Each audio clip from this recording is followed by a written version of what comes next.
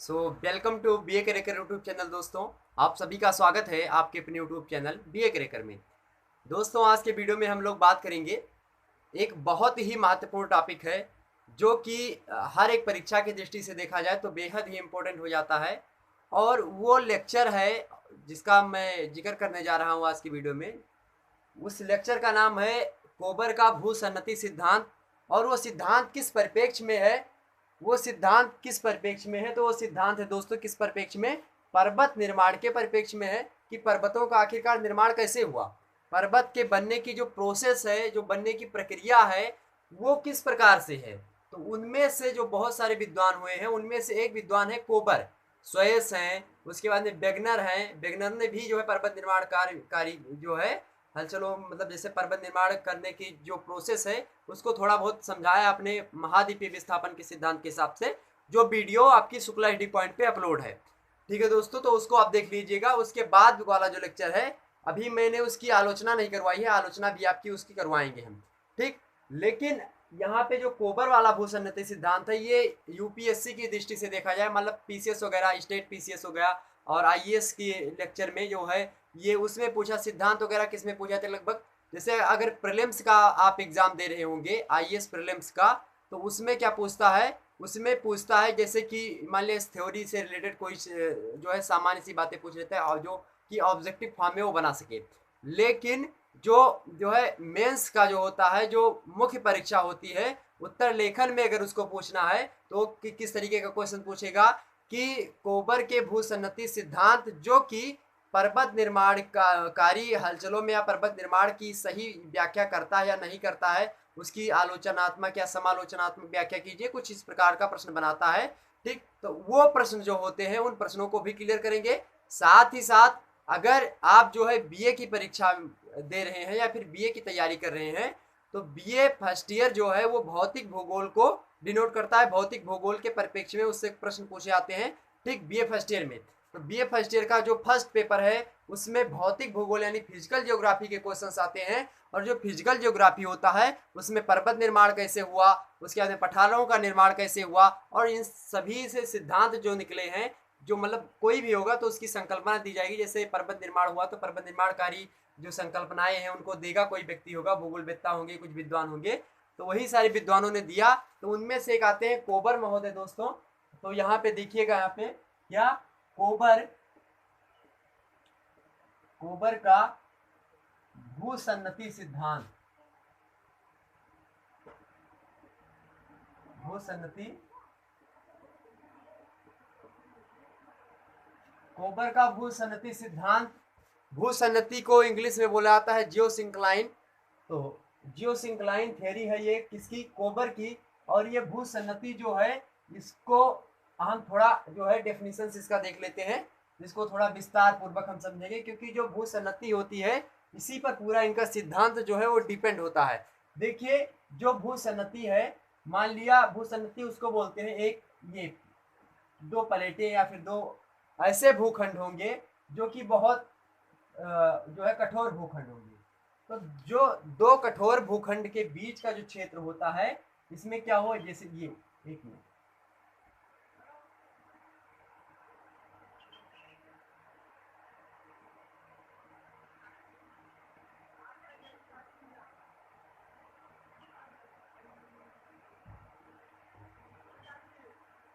तो ये जो भाग होता है, ये वाला, ये वाला जो भाग है, इसी को क्या बोला जाता है, इसी को भूसन्नति बोला जाता है। दोस्तों ध्यान रखिएगा, क्या बोला जाता है इसको, भूसन्नति।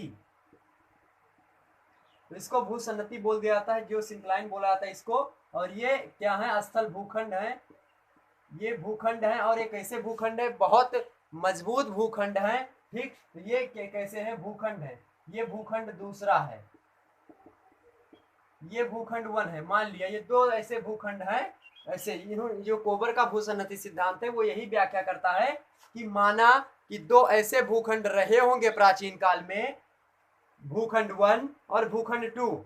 और किसी भी, इन्होंने कहा कोबर महोदय ने, कि कोई भी ऐसा जो है अगर भूसन्नति होगी, उस भूसन्नति के इधर उधर दो स्थलखंड जरूर होंगे, और दो स्थलखंडों से रुद्ध होता है कौन, जियोसिंक्लाइन। और क्या होता है धीरे धीरे, अब ये मान लिया ऊपर आपके भूपर्पट्टी है, इस पे जो है मनुष्य रहते हैं या नहीं रहते वो डोंट मैटर, वो अलग की बात है। प्राचीन काल में जाहिर सी बात है नहीं रहते रहे होंगे, कोई कोई कुछ जीव वगैरह नहीं रहते।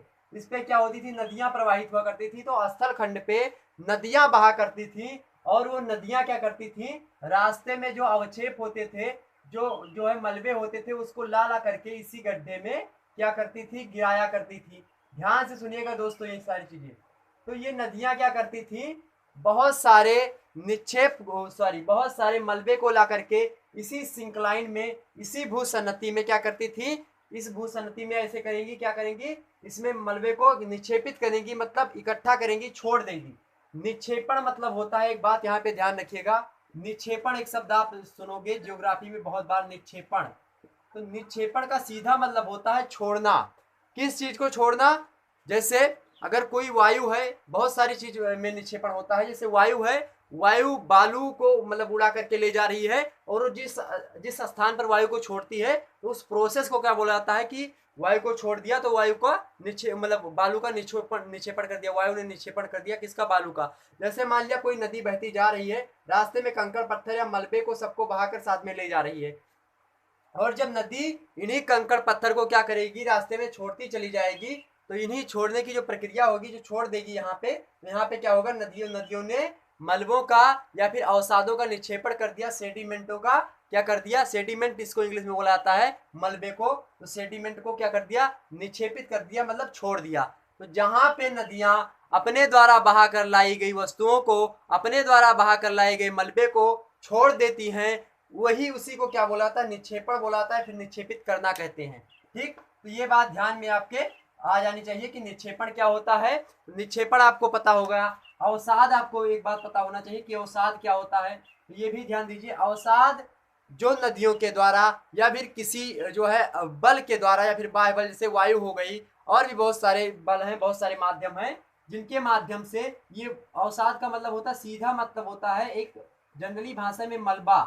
तो नदियों के द्वारा जो बहा कर लाई गई वस्तुएं होती हैं, चीजें होती हैं बेकार की, उसी को क्या बोला जाता है, अवसाद बोला जाता है, जिसको इंग्लिश में सेडिमेंट बोला जाता है। ठीक, तो इसको इंग्लिश में सेडिमेंट बोला जाता है। ठीक, और आप पढ़ोगे अवसादी चट्टान मतलब सेडिमेंट्री रॉक्स पढ़ोगे, तो उसमें आपको पता चलेगा कि अवसादी चट्टान किस प्रकार से बनी, नदियों के द्वारा, और जो अवसाद लाए गए उनके द्वारा बनी है। तो वो सारी चीजें अलग की बात है, उसको आप पढ़ोगे।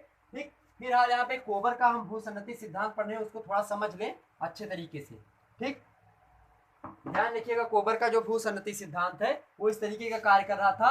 तो जो नदियां थी यहाँ पे स्थल खंड पे, तो ये विभिन्न प्रकार के अवसादों को ला ला करके इसी सिंकलाइन में, इसी भूसन्नति में इकट्ठा कर रही थी। अब देखिएगा अगला चित्र क्या होगा इसका।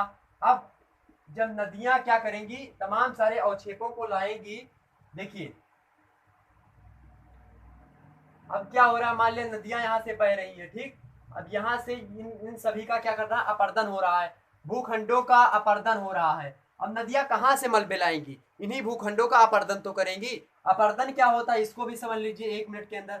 अपर्दन, ये सब बहुत अच्छे शब्द हैं जो कि जियोग्राफी में आपको पता होने चाहिए, आपके जो है मुखार बिंद पर होने चाहिए। अपर्दन मीन्स होता है जैसे कि कोई मान लिया पहाड़ है या पर्वत है। ठीक, पर्वत है, अब यहाँ आपको पता होगा जो बहुत सारी नदियां होती हैं वो पर्वतों से अक्सर निकला करती, पर्वतों की पीक से मतलब चोटियों से निकलती हैं। देखिए यहाँ पे मान लिया कोई नदी निकल रही है। ठीक, अब नदी यहाँ से निकल रही है, नदी क्या करेगी, डायरेक्ट ऐसे तो सीधे नहीं जाएगी, अब नदी इसी के ऊपर से ऐसे प्रवाहित होगी। अब जो रास्ते में इस जो है पानी, आपको पता होगा कि पानी क्या होती है, पत्थरों को भी धीरे धीरे करके बहा ले आती है। या मिट्टी के अगर पत्थर बने होंगे, या फिर किस तत्व का पत्थर बना है, पठार बना है, पर्वत बना है, उस पर निर्भर करता है। तो वो क्या करेंगी, नदियां अपने साथ जो कुछ बहाएंगी, मान लिया कोई अवसाद है, उस अवसाद को ये बहाकर अपने साथ ले जा रही है। तो क्या हो रहा है, इस पठार का, इस पर्वत का, इस जो है पिंड का क्या हो रहा है, अपर्दन हो रहा है। क्या हो रहा है, अपर्दन हो रहा है दोस्तों। तो ध्यान रखिएगा इस पिंड का क्या हो रहा है, अपर्दन हो रहा है। और कौन कर रहा है, नदियां क्या करती हैं, अपर्दन करती हैं। ठीक, ये बात ध्यान रखें, और ये ध्यान रखिएगा। और अपर्दन के परिणाम स्वरूप ये कहीं ना कहीं पे नदियां निक्षेप करती हैं अवसादों को, और जहां पे अवक्षेप करती हैं, ठीक, उसी को निक्षेपण बोलाते हैं, मतलब जो अवक्षेप होते हैं उसको निक्षेपित कर देती हैं। तो वहीं पे क्या होता है, मैदान का निर्माण होता है। और जब नदियां वृद्ध अवस्था में होती हैं अपनी, तो क्या बनाती हैं, डेल्टा बनाती हैं। तो सुंदरबन पश्चिम बंगाल का डेल्टा आपको पता होगा, तो वहाँ सारे बहुत सारे डेल्टा हैं, मतलब डेल्टा जो सुंदरबन का डेल्टा है सबसे बड़ा डेल्टा है विश्व का, वहाँ पे सुंदरी नामक वृक्ष पाए जाते हैं और भी बहुत सारे प्रोसेस हैं। तो ये अपर्दन जो होता है, किसी चीज का गलना क्या कहलाता है, अपर्दन कहलाता है, ठीक। और ध्यान रखिएगा इस बात को। और अपर्दन वो चीज होता है जैसे कि वो प्रोसेस चला करे, एक मूविंग अवस्था में हो, ठीक। ध्यान रखिएगा इस बात को। तो देखिए अब क्या था, इस भूखंडों का अपर्दन हुआ धीरे धीरे, यही रॉक्स जो थे, इसी भूखंड के जो जो मलबे थे, ये क्या हुए, धीरे धीरे यहाँ पे जमना शुरू हो गई। अब धीरे धीरे सिंक्लाइन में जमना शुरू हो गए, भूसन्नति में जमना शुरू हो गए, तो क्या होगा, अब देखिए यहाँ पे एक मलिया कोई चीज आप लोग एक मलिया एक तार है, ठीक। एक तार आपने क्या किया, यहाँ पे एक जो है वृक्ष है या पेड़ है या फिर आपने जो है बांस वगैरह गाड़ रखा है यहाँ पे। अब देखिए यहाँ पे दो ऐसे हैं, ठीक। अब यहाँ पे आपने तार बांधा किस पे, इस पे क्या करने के लिए, मान लीजिए इस पे कपड़े जो है फैलाने के लिए, आपने इस पे कपड़े धुले और कपड़े फैलाने के लिए इस पे लाए।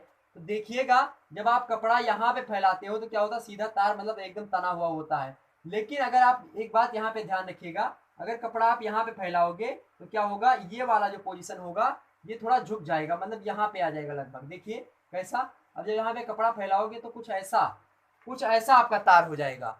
और ध्यान रखिएगा इस पे और कपड़ा फैलाओगे तो ये और थोड़ा नीचे जाएगा। क्यों नीचे जाएगा, क्योंकि इस पे क्या होगा, फोर्स पड़ेगा। और जैसे जैसे इस पे फोर्स पड़ेगा, जैसे जैसे ये जो आप यहाँ पे जो है बांस वगैरह गाड़े रखे होंगे, ये क्या होगा, धीरे धीरे आगे की ओर चलेगा। ये मूवमेंट करेगा किस तरफ, इस तरफ ये मूवमेंट करेगा। ये दोनों जो होंगे ये इस तरफ मूवमेंट करेंगे, ठीक। इनकी मूविंग अवस्था इस तरीके की होगी और इस पे क्या होगा, बल पड़ेगा जिससे यहाँ पे तनाव लगेगा।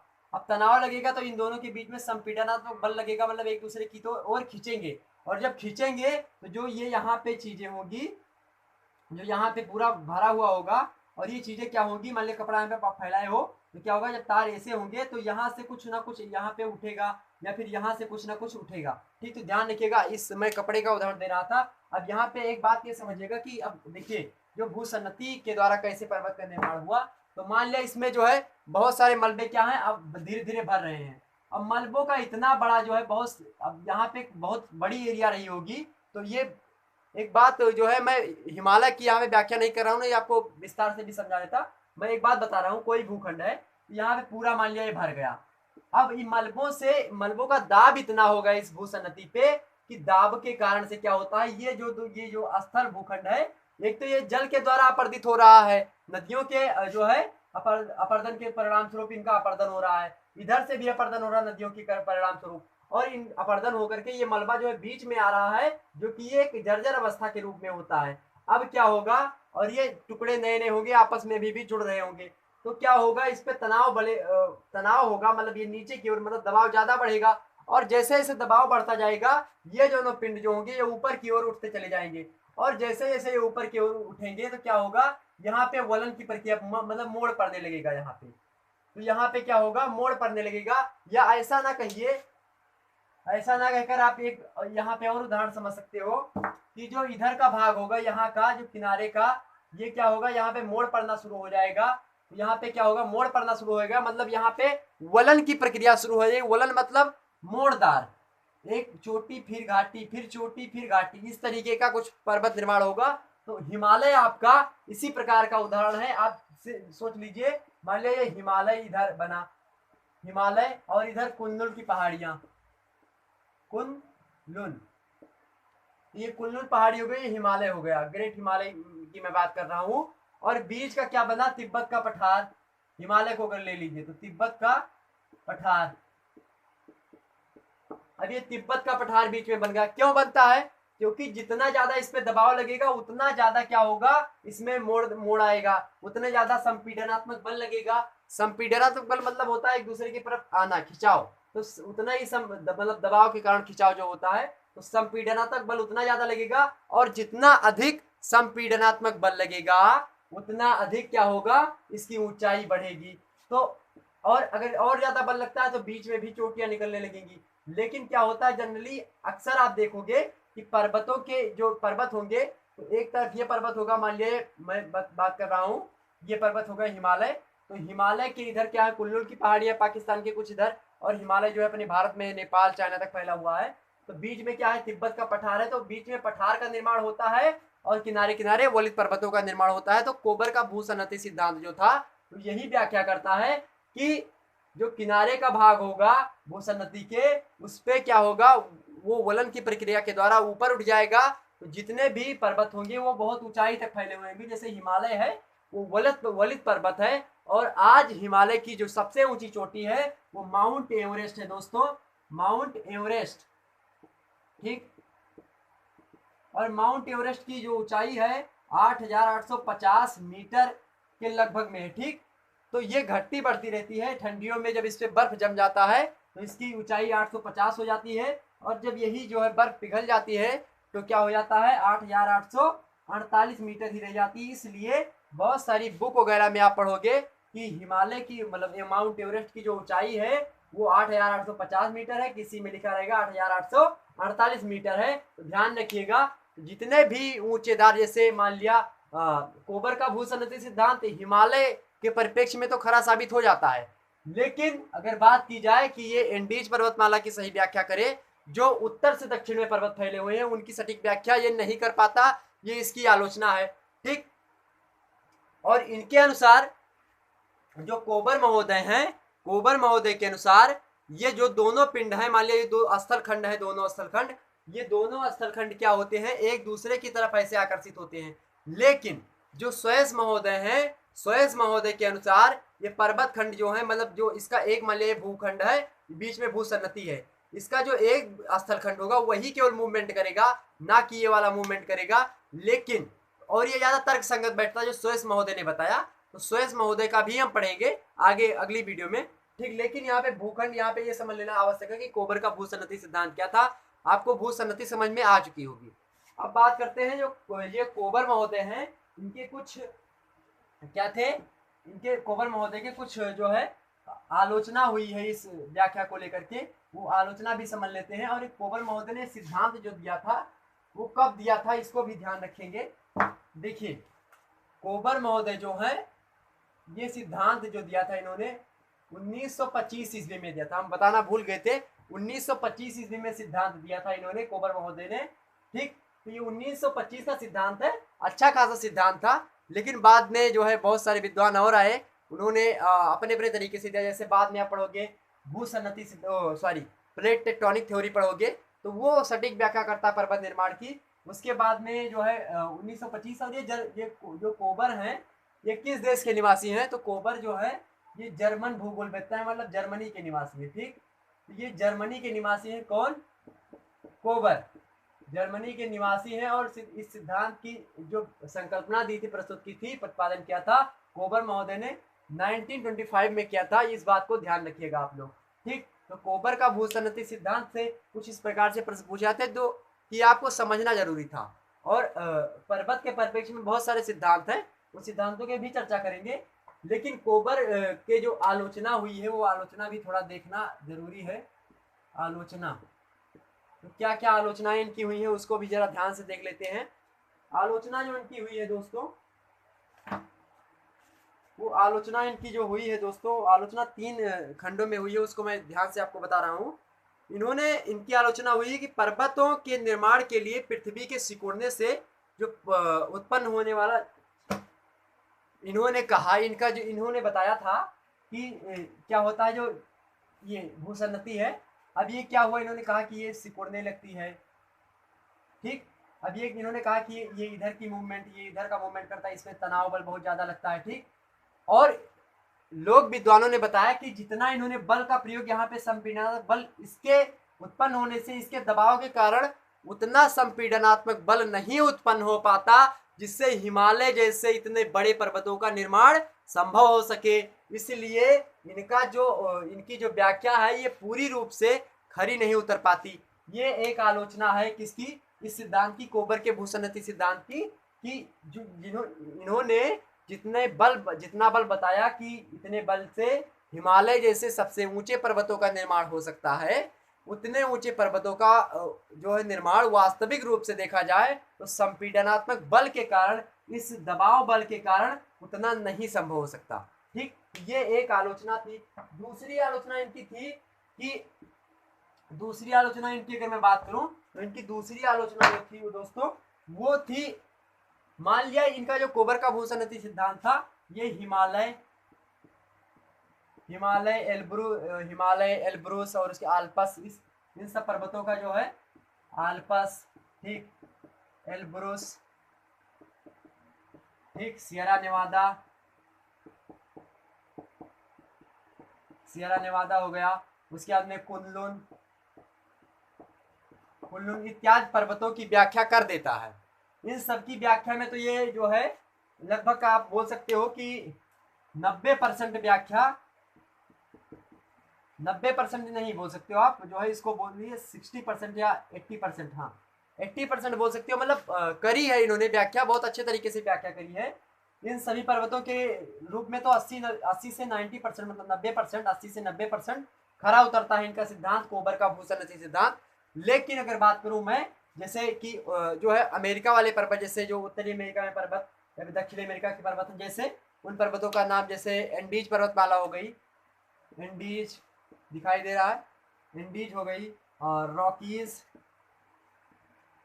ये जो पर्वत हैं, कहने का आशय ये है, ये जो Himalaya, Alps, Elbrus, Sierra Nevada, Kunlun, ये सब जो हैं ये पूरब से, सॉरी, ये सब पश्चिम से पूरब की ओर के पर्वत है, मतलब इनकी दिशा कैसी है, पश्चिम से पूरब या पूरब से पश्चिम बोल सकते हो, तो इनकी दिशा पश्चिम से पूरब की ओर है।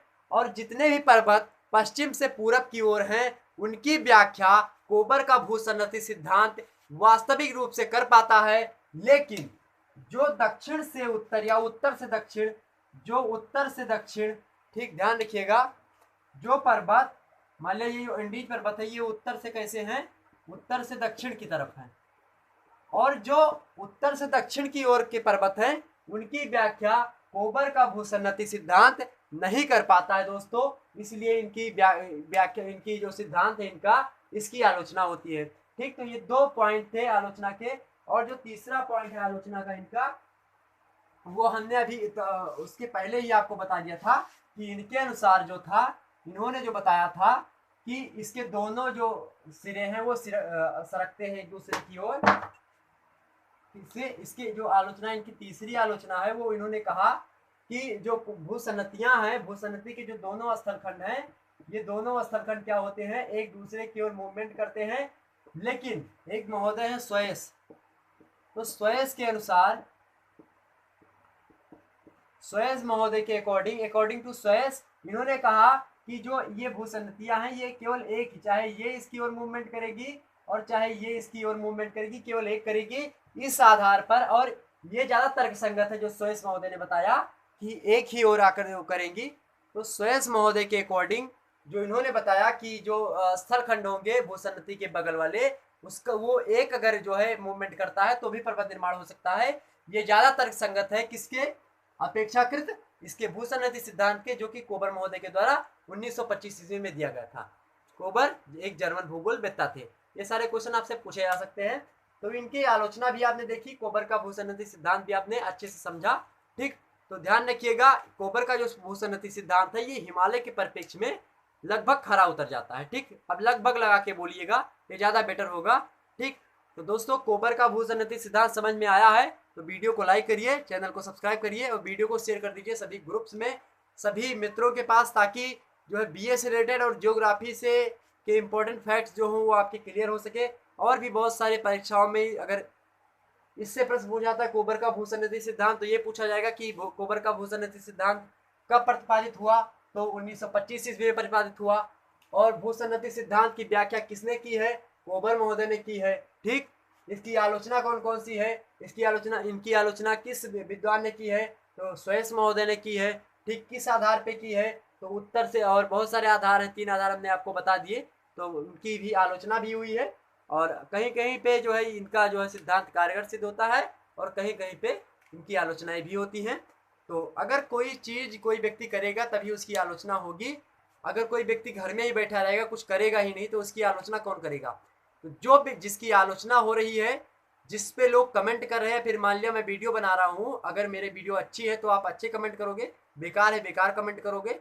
तो अगर कोई व्यक्ति है वो वीडियो ही नहीं बना रहा है, वो घर पे केवल बैठा है, या फिर वो कोई व्यक्ति हो पढ़ ही नहीं रहा, कोई फॉर्म ही नहीं फिल कर रहा है, तो उसको कैसे पता चलेगा कि हमारा टैलेंट क्या है, हमारे अंदर क्या छुपा बैठा है। ठीक, तो जो व्यक्ति करेगा उसी की अच्छाई, उसी की बुराई आपके सामने प्रस्तुत होगी। ये बात ध्यान रखिएगा दोस्तों। तो जो कोबर महोदय थे, भले ही इनकी आज आलोचना कर रहे हो, लेकिन जब उस समय 1925 ईस्वी के में जब इन्होंने अपना सिद्धांत प्रतिपादित किया था, उस समय इनके सिद्धांत की बहुत वाहवाही हो रही थी। बाद में स्वेस वगैरह आए, इन्होंने जो है इसको प्लेट टेक्टोनिक थ्योरी आई, वो ज़्यादा व्याख्या कर पा रही इसकी, ठीक, सैद्धांतिक व्याख्या। तो वो सारी चीज़ें हैं, वो हम अगली वीडियो में समझेंगे कि प्लेट टेक्टोनिक थ्योरी क्या है। ठीक, फिर मिलेंगे दोस्तों एक नई वीडियो के साथ, नई ऊर्जा, नए जोश, नए उमंग के साथ। तब तक के लिए जय हिंद, जय भारत।